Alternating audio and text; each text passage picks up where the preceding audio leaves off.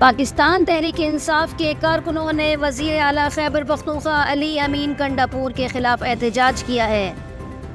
वज़ीर आला खैबर पख्तूनख्वा अली अमीन कंडापुर काफिले के हमरा पिंडी में एहतजाज के लिए सुबह निकले थे। बुरहान इंटरचेंज पर पीटीआई कारकुनों पर शेलिंग जारी है और पीटीआई कारकुनों ने गुलैलों के जरिए पुलिस पर पथराव किया।